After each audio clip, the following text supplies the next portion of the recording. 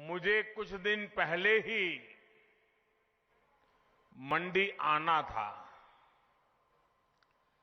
लेकिन मौसम अचानक खराब हो गया था। बारिश इतनी तेज थी, लेकिन लोग मैदान में डटे हुए थे। तब मैंने हिमाचल की युवा शक्ति को, आपको वर्चुअली टेक्नोलॉजी के माध्यम से संबोधित किया था। लेकिन उसी समय मैंने मन में ठान लिया था,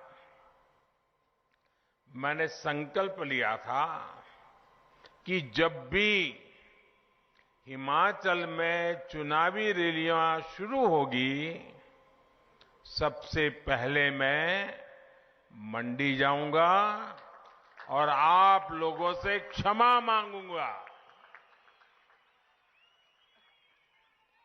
मंडी के लोगों ने, हिमाचल के लोगों ने इतना कष्ट उठाया, मैं पहुंच नहीं पाया। उसकी पीड़ा मेरे मन में हमेशा रहेगी। लेकिन आज मुझे उतना ही अच्छा भी लग रहा है, क्योंकि आज हिमाचल की मेरी पहली सभा मंडी से ही हो रही है, सुंदरनगर में हो रही है।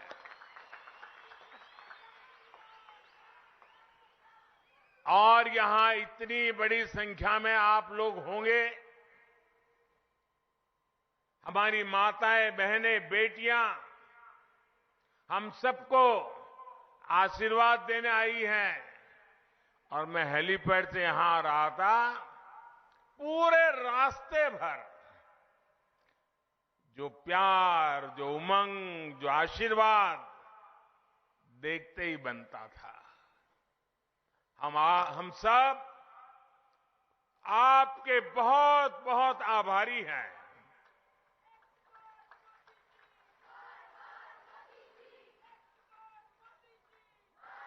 साथियों, ये देवभूमि से मेरा नाता इतना निकट रहा है कि यहां सुंदरनगर में भी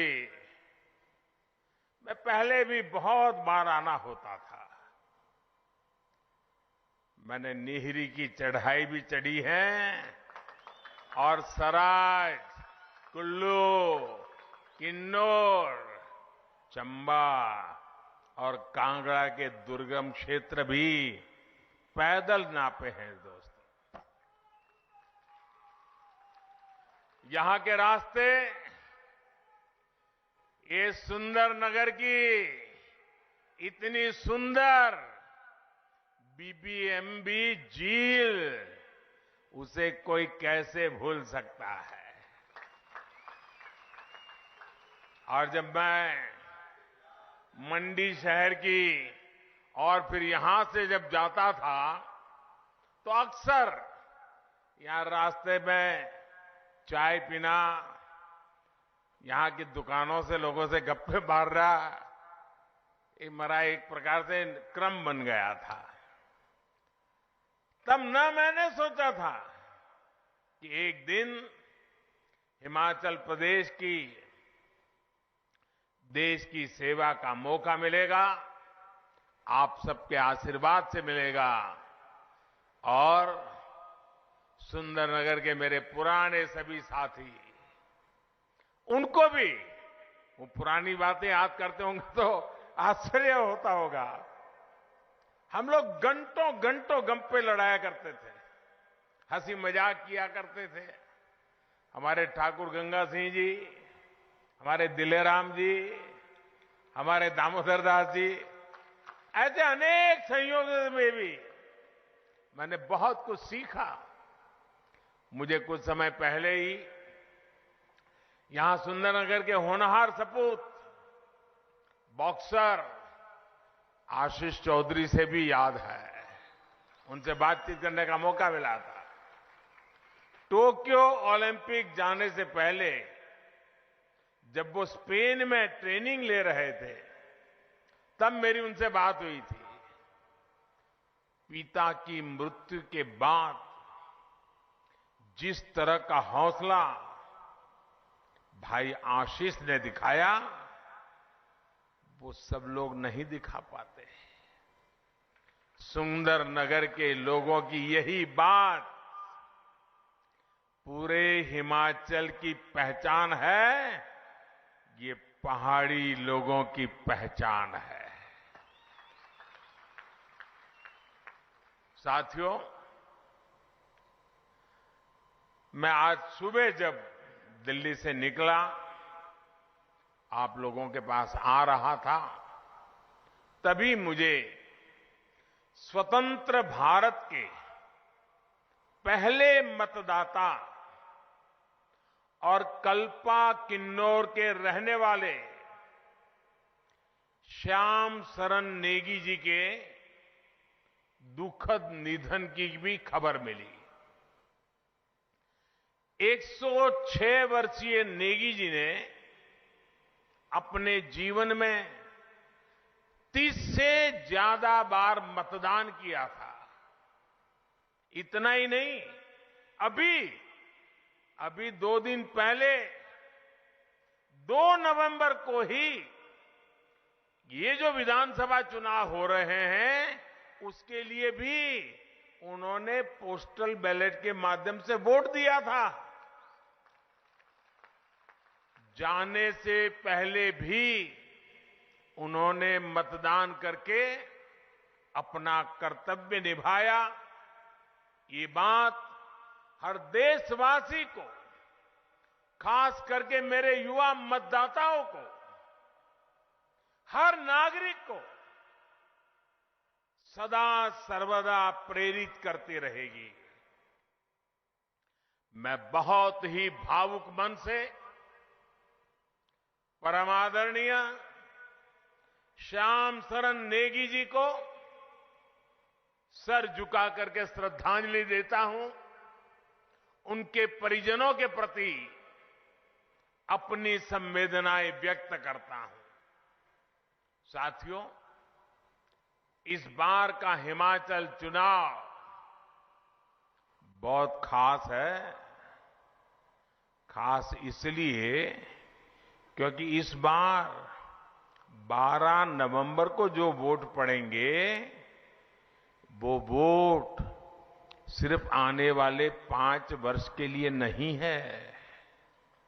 इस बार 12 नवंबर को पड़ने वाला एक एक वोट हिमाचल के अगले 25 साल की विकास यात्रा तय करेगा।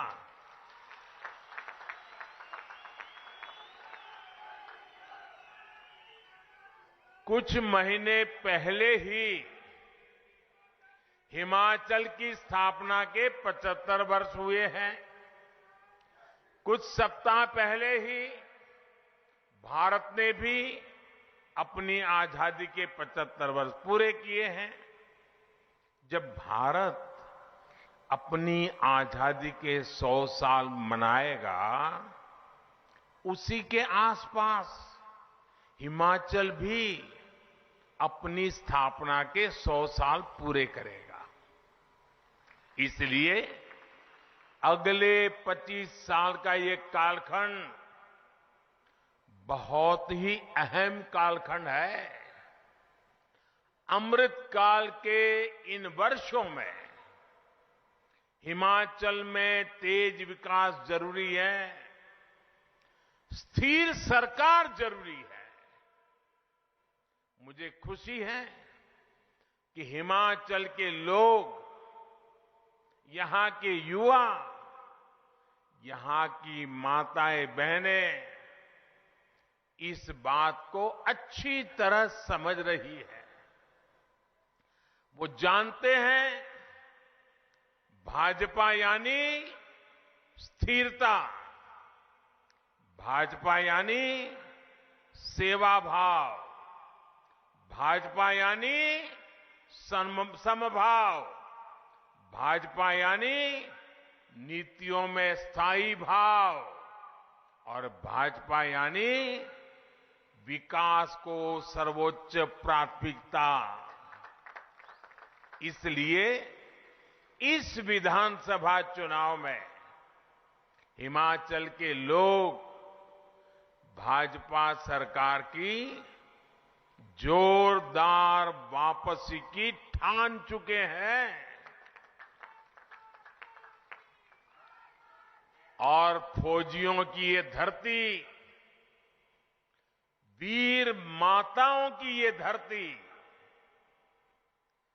जब कुछ संकल्प ले लेती है तो उसे सिद्ध करके ही दिखाती है। भाइयों और बहनों, आजादी के बाद कांग्रेस ने बहुत लंबे समय तक हिमाचल प्रदेश पर शासन किया है। कांग्रेस के लिए सरकार में आना, सरकार में रहना राजपाट चलाने जैसा ही रहा है। हिमाचल में पहाड़ी राज्यों में तो कांग्रेस दशकों तक तरसाओ, लटकाओ, भटकाओ, यही उनकी रीति थी, यही उनकी नीति थी। कांग्रेस ने हमेशा यही सोचा कि इतना छोटा राज्य, 3-4 सांसद आते हैं, देश की राजनीति में क्या फर्क पड़ता है? इतने छोटे राज्य की हैसियत क्या है? अरे होता है, चलता है, करो न करो कौन पूछता है भाई। बड़े बड़े राज्य होंगे, ज्यादा एमपी होंगे, उसकी तो आवाभगत होगी, हिमाचल की क्यों होगी?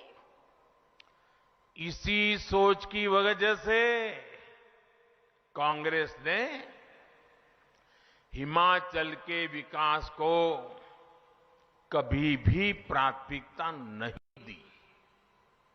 इसी वजह से हिमाचल लगातार पीछे होता चला गया।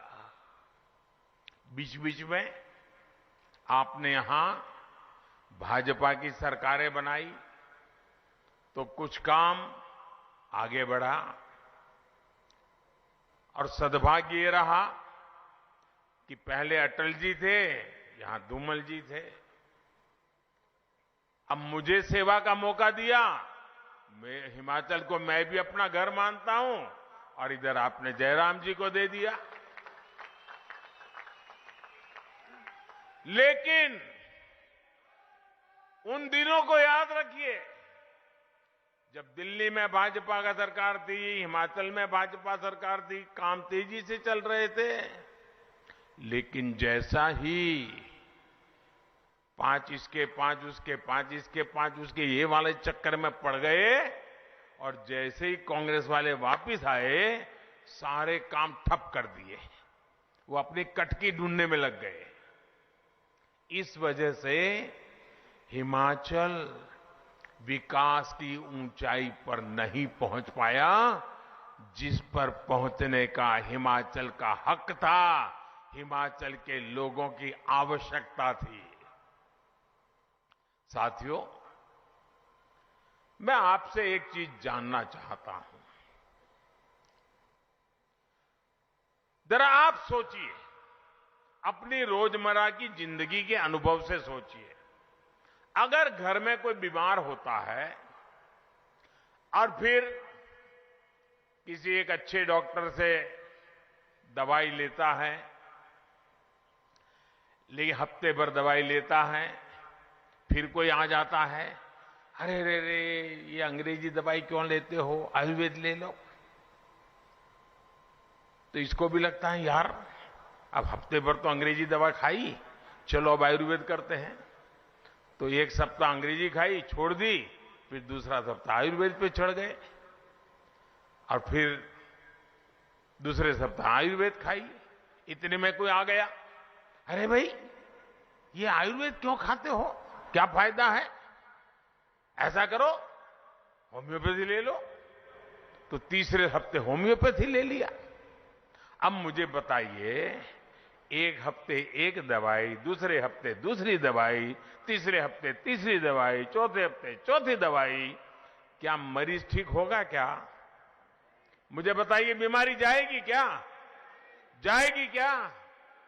भाई बीमारी है तो एक दवाई को पकड़ के लंबे समय तक जरा एक बार देख लें, तब फायदा होता है कि नहीं होता है?